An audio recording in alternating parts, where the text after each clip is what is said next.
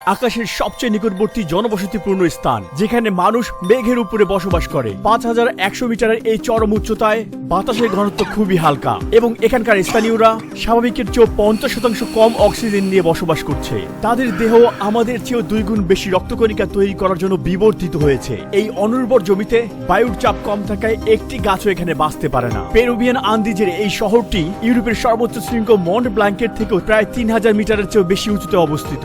এছাড়াও এটি এমন একটি জায়গা যেখানে অপরাধ এবং বিপদ সবসময় নিকটেই থাকে। মানুষ শুধুমাত্র একটি কারণেই এই কঠিন পরিবেশে থাকে, তা হচ্ছে স্বর্ণ। এখানে বসবাস করা 50,000 মানুষ সবাই শুধু সম্পদের স্বপ্ন দেখছে। পৃথিবীর এই সর্বোচ্চ উচ্চতায় বসবাসকারী মানুষের জীবন কেমন তা আমরা দেখতে এসেছি। থামুন থামুন, এখানে থামুন। হ্যাঁ, নামিয়ে দিন।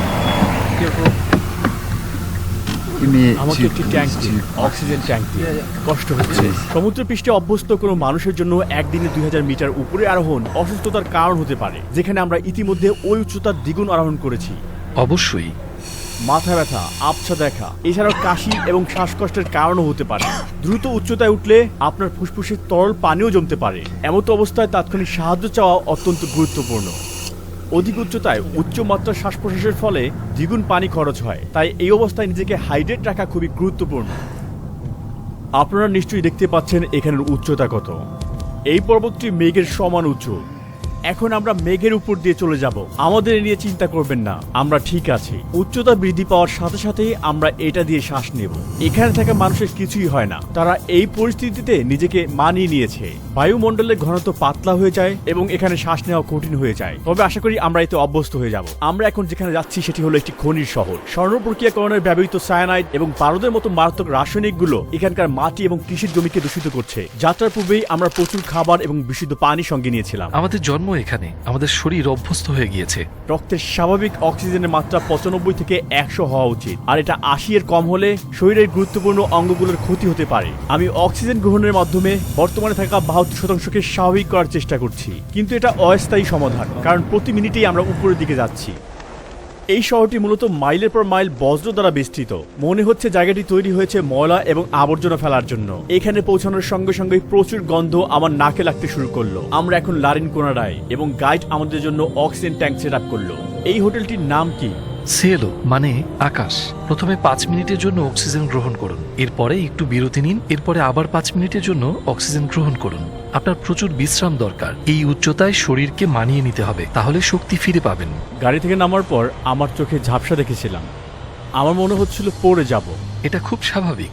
অপরাধ, বিশেষ করে ছুরিকাঘাত এবং চুরি এখানে খুবই সাধারণ একটি ব্যাপার। মানুষ তাদের নগদ অর্থ এবং স্বর্ণ সাথেই রাখে, কারণ এখানে কোনো ব্যাংক ব্যবস্থা নেই। সুরক্ষার কথা ভেবে আমরা দুজন পুলিশ অফিসারকে আমাদের সঙ্গে রাখলাম। আমরা যেখানে যাই তারা সবসময় আমাদেরকে অনুসরণ করবে। হ্যালো, অনেক ধন্যবাদ। মার্কো আমাদের কোকো পাতার দোকানে নিয়ে যায়, কারণ মনে করা হয় এটি আমাদেরকে সুস্থ রাখবে। এটি একটি ঐতিহ্যগত অভ্যাস। কোকা পাতা, এটা হলো কোকা পাতা। তারা উচ্চতার অসুস্থতার প্রতিকার হিসেবে এটি ব্যবহার করে থাকে। তারা মুখের এক পাশে 3 থেকে 4টি পাতা চিবিয়ে খায়। এই পাতা বেশিরভাগ দেশেই অবৈধ। এগুলো এক ধরনের ঘুম ঘুম ভাব তৈরি করে, যা ব্যবহারকারীকে শিথিল হতে সহায়তা করে। এটা খুবই ভালো। একজন পুলিশ কর্মকর্তাটি বহন করলে ভালো হবে। আমরা একটি ব্যস্ত এবং ক্লান্তিকর দিন শেষ করলাম, তাই আগামীকাল শহরটি ঘুরে দেখব। সূর্য উঠলে আমরা লারিনকোনাডার কেন্দ্রে আসি। পুলিশ কর্মকর্তারা আমাদের সাথে আছেন। আশেপাশে এলাকা, ক্যাফে এবং বাজার লোকজনে পরিপূর্ণ। যদিও মাত্রই ঘুম থেকে উঠেছি, কিন্তু আমার শরীর অনেক ক্লান্ত। মনে হচ্ছে বেশ কয়েকদিন আমি বিশ্রাম নেইনি। মাথা ঘোরা এবং বমিভাব নিয়ে আমার হাঁটতে খুব কষ্ট হচ্ছে। আর্দ্র বাতাস আমার গলা ব্যথা এবং ঠোঁট ফাটা বাড়াচ্ছে। সূর্যের আলো বাড়তে লাগলো এবং রাস্তার পাশের আবর্জনা আমাদের দৃশ্যমান হলো। যদিও এখন গ্রীষ্মকাল, তবুও এখানকার ভূমি হিমায়িত। এখানে রাতের তাপমাত্রা -10 ডিগ্রি সেলসিয়াসে নেমে যায়। এখানে মানুষ বিদ্যুৎ এবং গরম ছাড়াই ধাতব খুপড়িতে বসবাস করে এবং এসব বাড়িতে কোনো রান্নাঘর এবং বাথরুম নেই, এবং হাজারো মানুষকে ব্যক্তিগত প্রয়োজনে এই পাবলিক টয়লেট এবং গোসলখানা ব্যবহার করতে হয়। উপরে থাকা মাকড়সা জালের মতো এই পাইপ উপর থেকে শহরের কেন্দ্রে জল বহন করে। আমাদের সাথে সাক্ষাৎ হওয়া কেউ এখানকার স্থানীয় বাসিন্দা নয়। তাদের বেশিরভাগই খনি থেকে সম্পদ খোঁজার স্বপ্ন নিয়ে পেরুর অঞ্চল থেকে এখানে এসেছে। 2001 থেকে 2012 সালের মধ্যে সোনার দাম 6 গুণ বৃদ্ধি পেয়েছে, আর সঙ্গে সঙ্গে এই এলাকার জনসংখ্যাও বৃদ্ধি পেয়েছে। তবে এই বসবাসকারী 50,000 মানুষের জীবনের পরিস্থিতি খুবই নির্মম। কিন্তু এই ক্রমবর্ধমান জনসংখ্যার উপযোগী কোনো অবকাঠামো গড়ে তোলার জন্য কোনো উদ্যোগ এখানে নেই। প্রতিদিন হাজার হাজার মানুষ রাস্তার উপরে তাদের ব্যবহার করা আবর্জনা ফেলে দিচ্ছে। এগুলো দেখার এখানে কেউ নেই। সবাই নিজের মতো চলছে এখানে। সবচেয়ে ভয়ঙ্কর সমস্যা হলো পয়নিষ্কাশন ব্যবস্থার অভাব। ময়লা পানি সবার সামনেই রাস্তার উপর দিয়ে বইছে। এই ফুটবল মাঠে থাকা ঘাসগুলো বাস্তব নয়, এগুলোকে কৃত্রিমভাবে বানানো হয়েছে, কারণ এখানে কোনো ধরনের গাছপালা এই উচ্চতায় বাঁচতে পারে না। শহরটি লাবালা দুরুমিন্টে নামক এক পাহাড়ের চারপাশে অবস্থিত। এর অর্থ স্লিপিং বিউটি। আপনি কি এখানে একজন মহিলাকে দেখতে পাচ্ছেন? ওই হলো মাথা, আর এদিকটা শরীর। সে ওখানে ঘুমিয়ে আছে। শহরটি তার বিশৃঙ্খল ধূসর কাঠামো নিয়ে আকাশে মিশে গেছে। প্রতিদিন সকালে শ্রমিকরা খনিতে পৌঁছানোর জন্য পায়ে হেঁটেই কয়েক কিলোমিটার পথ পাড়ি দেয়। বিপজ্জনক গ্যাসে ভরা এই টানেলের ভিতরে কাজের পরিবেশ অত্যন্ত কঠিন। এই শহরটিকে দ্য ডেভিলস প্যারাডাইসও বলা হয়, কারণ এটি এমন একটি শহর যা অবৈধ কোম্পানিগুলো দ্বারা শাসিত। সুড়ঙ্গের কাছাকাছি এমন কিছু চিহ্ন রয়েছে যেখানে অনুমতি ছাড়া প্রবেশ করলে গুলি করার নির্দেশ দেওয়া হয়। যাই ঘটুক না কেন, আমরা ভিতরে প্রবেশের জন্য প্রতিজ্ঞাবদ্ধ। দেখতে চেষ্টা করব ভিতরে কি ঘটছে, কিন্তু আমার বন্ধু বলল তারা হয়তো সেই সুযোগ দেবে না। ওই দেখুন মহিলা। ওই মহিলাটি ওখানে একাই কাজ করছে, অবশিষ্ট থাকা জিনিস সংগ্রহ করছে। হ্যাঁ, নারীদের খনিতে কাজ করা নিষিদ্ধ। স্থানীয়রা বিশ্বাস করে এতে স্লিপিং বিউটি ঈর্ষান্বিত হয় এবং ভূমিকম্পের মতো বিপর্যয় আসতে পারে যদি কোনো মহিলা তার স্বর্ণ স্পর্শ করে। খনি থেকে ফেলে দেয়া বজ্র পাথরের সোনার সন্ধান করে তার জীবিকা নির্বাহ করে। আর এই ধরনের কাজ করা শিশুদের গালে ফ্রস্ট বাইটের দাগ দেখে খুব সহজেই শনাক্ত করা যায়। ক্যামেরা সহ বিদেশি হওয়ার কারণে আমি সবার মনোযোগ আকর্ষণ করছিলাম। এই পয়েন্টের পরে ক্যাপচার করার জন্য আমার ফোন মার্কোকে দিয়েছিলাম। শুকনো ফুল ফল এবং অ্যালকোহলের বোতল দিয়ে সজ্জিত খনির স্থানের কাছাকাছি এই মূর্তিগুলো পাহাড়ের দেবতাদের প্রতিনিধিত্ব করে। শ্রমিকরা দুর্ঘটনা থেকে সুরক্ষা পেতে এবং সোনার সন্তানের সাফল্য পেতে প্রার্থনা করতে এখানে আসে। উন্নত দেশগুলোর তুলনায় এখানে বিস্ফোরণ, ছাদ ধসে পড়া এবং গ্যাস বিস্কিয়ার মতো ঘটনা প্রায় 25 গুণ বেশি ঘটে।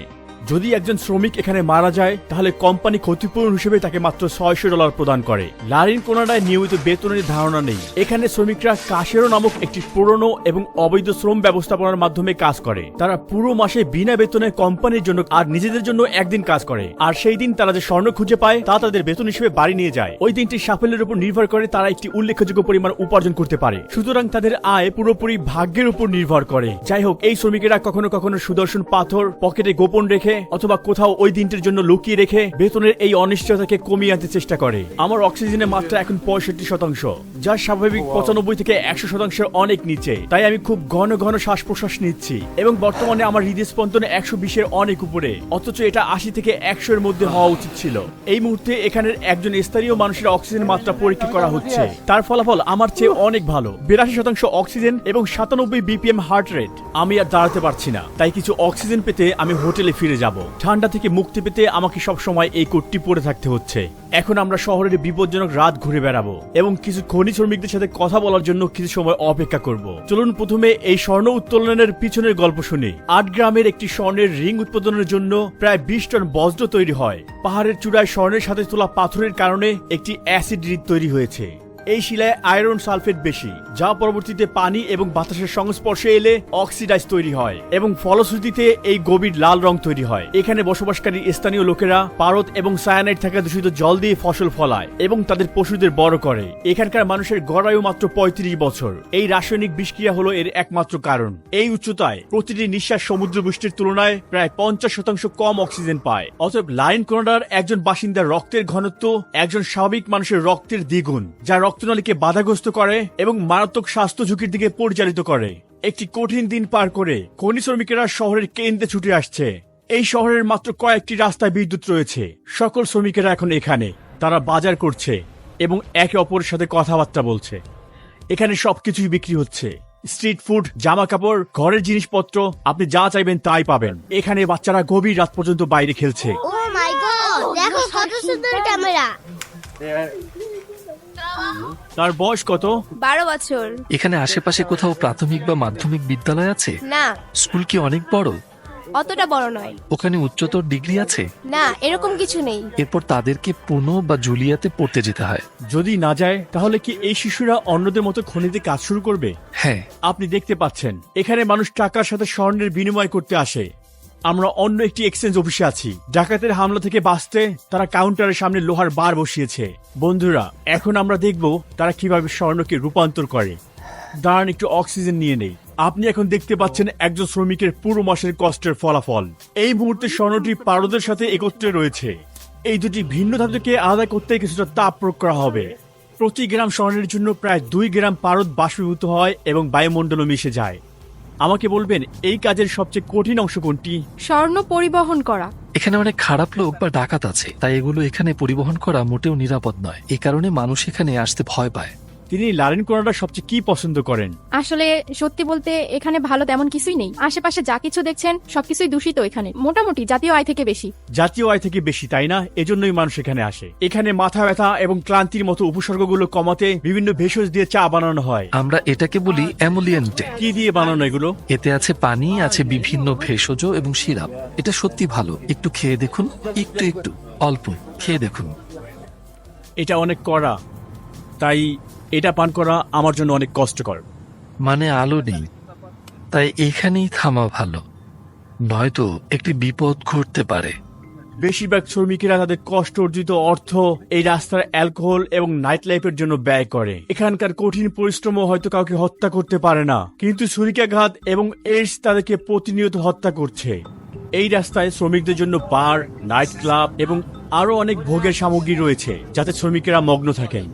আমরা এখন এই শহরের মানব পাচার, ডাকাতি এবং হত্যার কেন্দ্রে রয়েছি। সামনে তাকিয়ে দেখুন, একজন মহিলা দাঁড়িয়ে আছে। তারা অন্য মেয়েদেরকে দেওয়ার জন্য তার কাছ থেকে ফুল কিনে নেয়। পুনো পুলিশের মতে এই জায়গাগুলোতে আনুমানিক 2500 অপ্রাপ্তবয়স্ক মেয়েকে প্রতিনিয়ত এক্সপ্লয়েট করা হচ্ছে। পুরো শহরে শুধুমাত্র একটি থানা রয়েছে এবং এখানকার সরকার এই অপরাধের বিরুদ্ধে লড়াই করার জন্য কোনো প্রচেষ্টাই চালাচ্ছে না। এখানে কোনো কারাগার রয়েছে না, তবে এখানে ছোট্ট একটি জায়গা আছে, এটাকে আমরা কেলাবোজা বলি। এখানে মনে হয় কোনো হাসপাতালও নেই, তাই না? হ্যাঁ আছে, কিন্তু ছোট, খুবই ছোট। মনে হয় সব মিলিয়ে 2 থেকে 3টি রুম। আমরা একজন শ্রমিকের সাথে কথা বলেছি যিনি 12 বছর যাবত এই পেশায় নিয়োজিত আছেন এবং এই শহরের একমাত্র জিমের মালিকও তিনি। তীব্র পরিশ্রমের পর শ্রমিকেরা এখানে এসে ব্যায়াম করে। রামিরো এখানকার ভাগ্যবান শ্রমিকদের মধ্যে একজন। আপনার জীবনে পাওয়া সবচেয়ে বড় স্বর্ণের দানার ওজন কত ছিল? 200 গ্রাম। ওহ, দারুণ।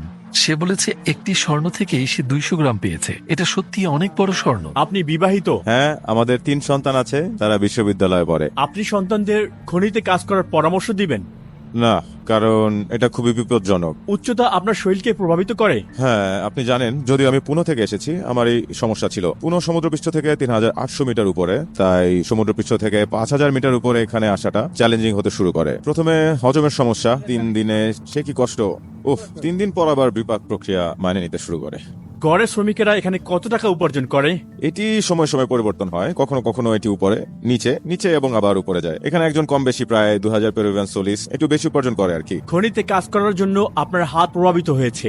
স্বর্ণ থেকে খনিজ আলাদা করার চেষ্টা করার সময় আমি দুর্ঘটনাক্রমে নিজেকে একটি পাথর দিয়ে আঘাত করি। আপনি একটি পাথর ব্যবহার করছেন স্বর্ণ আলাদা করতে এবং তারপর হঠাৎ ব্যাম, ইনজুরি। বিশেষ করে এই পাশে যখন আপনি আঘাত করছেন। খনিতে কোনো শ্রমিক মৃত্যুবরণ করেছে? এটা হরহামেশাই হয়। খনি অনেকে বলে শক্তিশালী পুরুষদের জন্য। তারা পেশি শক্তিকে বোঝায় না, প্রাথমিকভাবে এটি মানসিক শক্তি সম্পর্কে বলা হয়। আরো বেশি সহ্য ক্ষমতা, দক্ষতা এবং উচ্চতা বিবেচনা করে। এটি মোটেও এত সহজ নয়। আমরা সমুদ্রপৃষ্ঠ থেকে 5000 মিটার উপরে আছি। যদিও লারেন কোনাডায় আসা এবং এখানে স্বর্ণ খোঁজার স্বপ্ন বাইরে থেকে আকর্ষণীয় বলে মনে হতে পারে, তবে এখানকার বেশিরভাগ শ্রমিক বা তাদের পরিবার তাদের কাঙ্ক্ষিত আর্থিক স্বাচ্ছন্দ্য উপার্জন করতে পারে না। পেরু সরকার স্বর্ণ খোঁজার এই অবৈধ কার্যক্রম এবং শ্রমিকদের উপর নির্যাতনের এই বিষয়ে একেবারেই নীরব। এত কিছুর পরেও মানুষ পৃথিবীর সর্বোচ্চ বসতিতে উন্নত জীবনযাপনের সুযোগ খুঁজছে।